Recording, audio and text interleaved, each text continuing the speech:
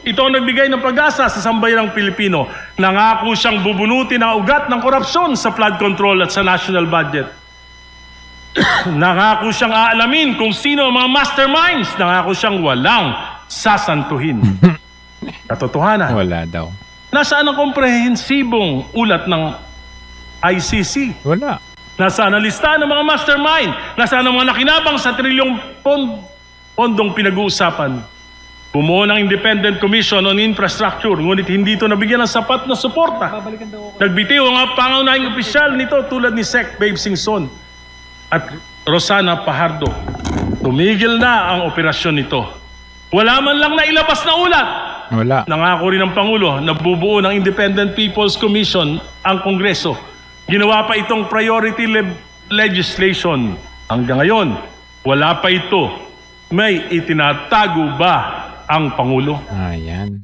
Huli, pero hindi kulong. Pati na si Edu Manzano, ganun din ang sinasabi. Malaking bagay sa akin yun yung pagiging isang nationalist, isang patriot because, uy, gumising naman tayo. Ba't naman na tayong niloloko? Ba't naman tayo pumapayag? You know, for a few pieces of silver, ibebenta natin ang ating kaluluwa. Ganda ng speech. Pero may makukulong ba? Wala. I mean, there's got to be the follow-through. We can't be, hindi tayo dapat ma-mesmerize ng mga magagandang salita. For me, the system is so broken that whoever candidate you put in there, corruption will still happen. Daming smoke screen, ang daming palabas, and no accountability, no transparency is really being instituted. Public servants are there to be criticized. People have to see what they're doing. And you just have to take the good with the bad. Tama na yung ayuda kung mabibigyan natin trabaho. Hindi, iba eh. Take the bad out of the good. Ayan. Yung mga bad, yun yung nasa labas. Yung mga goods, yun yung nasa loob. And in fact, tignan ninyo ito. Diba, ito, yung mga 14 Marines kasi yung 4 nag-recant. Papunta sila sa piskalya para sana voluntaryong sumurrender at magpiyansa. Ayan ganito yung kanilang aura nung papunta sila kasi voluntaryo silang sumusuko tapos i-file na nila kaagad or ipaprocess nila kaagad yung kanilang bail. Ay yung sabi Ano nila. sa 18, di ba, sir? Yes, ma'am. So, ano lang nararamdaman yung nag-recant? Ay, Yung wala ma'am. Bahala sila dyan. binawi nila, sir. Nagulat ba kayo? Hindi naman. Alam na namin yun. Oo. Alam nyo nang mababawiin nila, sir? Alam na pala nila kasi ina-offer sila lahat. Pero yung 4 lang talaga ang nasilaw. Pero anong nararamdaman niyo, sir? Wala ma'am. Wala. Sir? That is what we did in the past months that we've been together. Tinutulungan namin sila pag may nagkasakit yung kapamilya, tutulong kami. Pero yung promise na sinabi nilang limpak-limpak mo sa natin, that is the exact opposite of what I told them. But you offered money? Did you offer financial assistance? Financial assistance pagka may mga nagkasakit sa pamilya. Halimbawa, I can show you several instances, no? Yung tatay ni Manalansan na confined sa ospital, tinulungan ko siya sa hospital bills. No? Yung mag-ina ni tubig, nung na-hospital yung Baka siguro yun yung mga nag-recant tapos nung pagkalabas na nila ganito na. Kinulong na. Kanan tayo ba? Kanan tayo ba? I mean pinusasan na.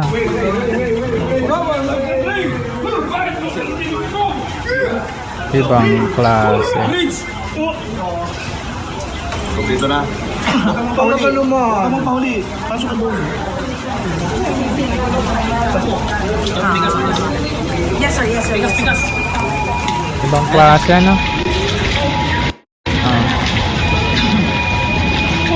Huwag po kayo matulak. Ang tulak ma'am. Sige. Nanunulak pa eh. Yun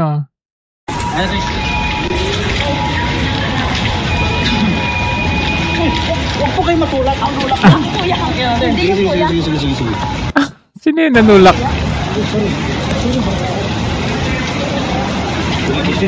Grabe kayo. Nanunulak pa kayo tapos ayan. Pagpiyansa tuloy Sabado, which is today. Kasi alam niyo yung ginawa nila, ayan, ang ginawa kasi nila, umaga pa lang pumunta na sila sa, piskalya para makapag-file ng bail, sumurrender sila. Pero anong ginawa nila? Kanila pong itong, ah, pinatatagal ng kusa kasi alam nila Friday, eh. Wala ng 'pag aabot pa yan ng midnight or even, office hours, wala. Hindi sila makapagpiyansa, hindi nila maano na yan kasi Sabado, Sunday usually walang ano yan. Pero it's good thing to know 'no, kasi sa wakas makapag-file na ng bail ngayong Sabado ayon kay Attorney Levy Baligod. Ang nakakatawa nga nito, eh, sabi nila ang bato nila sa kila Attorney Baligod, sila daw ay nag-offer ng pera sa 18 Marines para sila ay magsalita laban kay Marcos Jr. Pero tignan ninyo, ang balita naman nila kahapon, eh, nahuli daw itong mga Marines kasi daw hindi raw sila nakapag, bail ng ilan ba, 1,000,000? Umabot ng 1,000,000, eh, hindi sila makapag-bail. Akala ko ba may pera sila pang offer para sabihin ng mga 18 Marines itong mga sinasabi nila ngayon. Tapos ang nakakatawa nga, eh, hindi sila naniniwala sa 18 Marines. Pero nung nag-recant yung 4, tuwang-tuwa sila. 'Di ba nakakatawa lang? Na po sila makakalabas. Magkano yung piyansa nila, sir? 18,000 each for bukas na po sila makakalabas. Magkano yung piyansa nila, sir? 18,000 each for every count, no? So there are 4 counts, so that's 14 times 4. Sa Pasay, MTC lang ang available. Opo. So, mababang jurisdiction. Yung RTC, wala na. Pumunta kami sa Manila, wala na rin yung night court doon. So, ang pag-asa na lang is tomorrow. Bukas po ng umaga. Yun lang, abangan natin ngayon dahil baka na naman ito, patatagalin na naman nila, aabot ito na gusto lang nila talaga makulong, makita sa kulungan itong mga Marines na ito para meron silang maipakita, no? They want to send a clear picture para sa atin, ganito ang hahantungan ninyo kapag kayo ay nagsasalita ng Kasi ganyan. pinuntahan namin Malamang paabutin pa nila nito ng Monday. yung tatlo, Makati, Pasay, Manila. So lahat ng night court na RTC, wala. Okay. Sir, anong plano bukas pag sa umaga? Magpapiyansa tayo? So first, 8 o'clock in the morning, isasubmit namin kaagad yung mga dokumento. Pwede sa Makati, pwede sa Pasay, pwede rin dito. Opo. Ang problema ko lang kasi dito, baka na naman bagalan ng judge. No? Nagka-problema kayo kanina, sir, dito pag high ng piyansa? Oo, kasi nung Tama ka dyan, babagalan talaga ng judge yan. Kakausap na yan sila ni Boying kasi ipinasana ni Erwin Tulfo ang ang gawain na yan kay Remulla. nalaman namin na may warrant of arrest kami sa Caloocan. So, 2 gabi kami sa bahay kasama namin itong mga sundalo na nag-prepare na kami ng lahat ng requirements. So, pare-parehong set yan. Pagpunta na court of that branch was very helpful.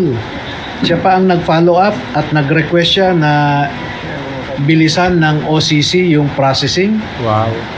2 oras lang kami, tapos na po, no? Yan pala, And dito sa Las Piñas, the same set of documents na nakabase lahat naman yung requirements sa rules of court. Nung sinubmit namin dito, ang dami nang hinahanap na nawawala daw. Bakit kami pumasa sa Caloocan, San Juan, Muntinlupa? Ibang rules of court ba ang applicable dito sa Las Piñas? Katulad nun, nag-voluntary surrender sila sa korte mismo. Hinahanapan ng certificate of detention. Contradictory yun. So, kailangang makulong muna, gano'n. humingi ka ng certificate of detention kung inaresto sila. Hindi nag-voluntary surrender nga eh. Sir, bukas dito pa rin pupunta pa rin kayo dito sa Las Piñas. Dito pa rin kayo alas 8 ng umaga. Para magpahay ng piyansa. Iniisip ko na parang hindi reliable dito eh. Sa korte na yan. So baka punta na lang kami sa either Makati or Pasay. Pwede ba yun? Yan lang ang problema. Na ilalatag ni Atty. Balikod yung kanyang galaw. Yun yung problema. Siyempre pinaghahanda nila yan eh. Sir, Pwede. Yeah. Pwede yun. Kung sabi ko nga, kahit nasa Tawi-Tawi ka, kung ang kaso mo dito sa Las Piñas, pwede kang magpiyansa sa Tawi-Tawi. Sir, paano to sila? Mag-spend sila ng night dito. Sasabihin nyo ngayon, sir. Oo, yun na ang resulta nito. Bukas na po sila makakalabas. Magkano yung piyansa nila, sir? 18,000 each for every count, no? So there are 4 counts, so that's 14 times 4 lahat times 18,000. May message po ba kayo, sir, na gusto sabihin sa ating kababayan? Okay, sa ngayon, no, yung una naming pinansahan sa Caloocan at sa San Juan, no, marami tayong kababayan na nag-contribute, no, may nagpadala ng 1,000 galing sa isang merong talipapa sa Cebu at saka dito sa Manila. So basically nakikita nyo talaga lahat naman ito ay parang donation, nagtutulungan. Hindi talaga yung may malaking pera or backer, may backup na ganun. Taliwas doon sa kanilang sinasabi. Ngayon, they're trying to confuse the public na ang nasa likod nito ay si Romualdez. O akala ko ba? Ang nasa likod nito ay sila Mike Defensor. Ibig mo sabihin magkakampi na sila Romualdez at Mike Defensor, Senator Marcoleta, Atty. Baligod. Di ba? Parang ano lang they're confusing the public. Which alam naman natin, alam ko talaga na ang ginagawa nila dito, kunwari lang nila si Romualdez. Si Romualdez protektado nila. Biruin ninyo, naunahan pa ng mga to. Yung 10 Marines for the mere fact na ito ay isang slander or perjury. Nasa kulungan na sila. Tapos si Romualdez, talagang plunder, amassing of people's money, andyan pa rin. Tapos kunwari itong si Remulla na nasa likod daw nito, si Romualdez. O di, hulihin na ninyo. Anuhin na ninyo, tignan ninyo kung nasa na si Romualdez. Patawan na ninyo at makita natin. Hindi hanggang salita lang. 1,000. Meron ding OFW na nagpadala ng 30,000. Mga ganon, no? So marami, may mga 5,000, etc. So nakaipon kami. Nakita yan ng mga sundalo natin. So nakapagpiyansa sila ng it's about 140,000 in San Juan, no? Sa Caloocan naman mga 679,000 ganun. So salamat po sa ating mga kababayan na nagbigay ng tulong. Last na lang, sir. Kanina lumabas sila at medical, sir, wala mong problema sa kanilang kalusugan yun. Wala naman, no? Okay naman. Alright, sir. Thank you po. Attorney, ano oras po yung mga schedule niyo tomorrow? 8 o'clock. 8 o'clock, simula na po yun. Ano po gagawin niyo tomorrow?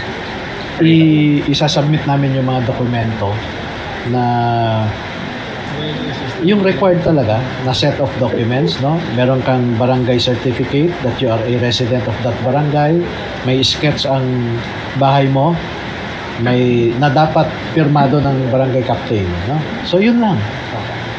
Pero nagulat ako, ang daming hinahanap na dagdag na requirements kanina. So, magugulat ka pa alam mo naman sino nasa likod.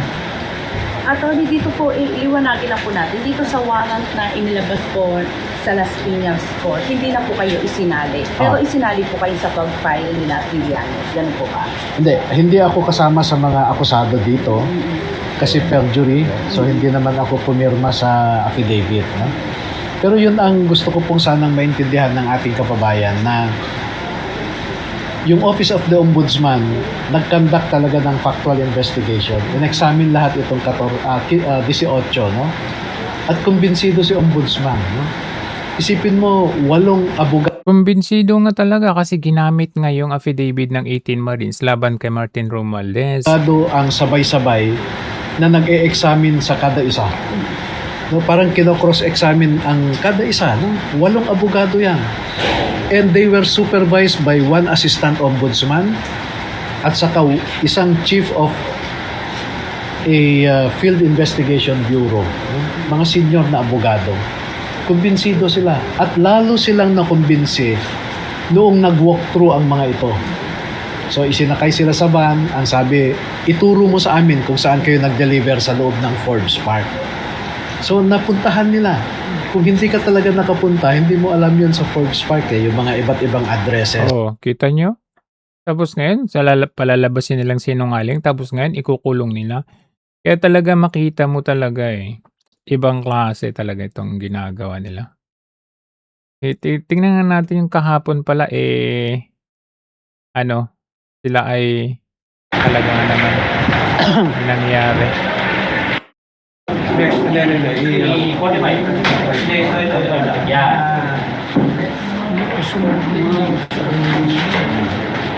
Grabe, no? Kulang pa sila ng posas. Tali lang yung iba. Naghihirap ba yung kapulisan? Wala kayong mga posas na matino?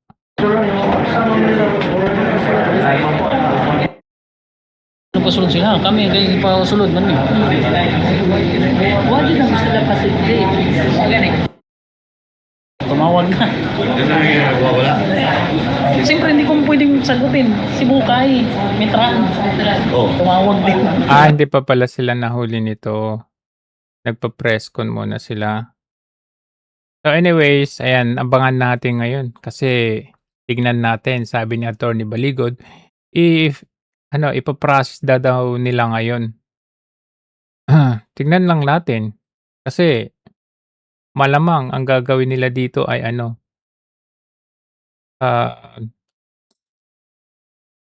ipopostpone nila ng patatagalin nila ito ng patatagalin.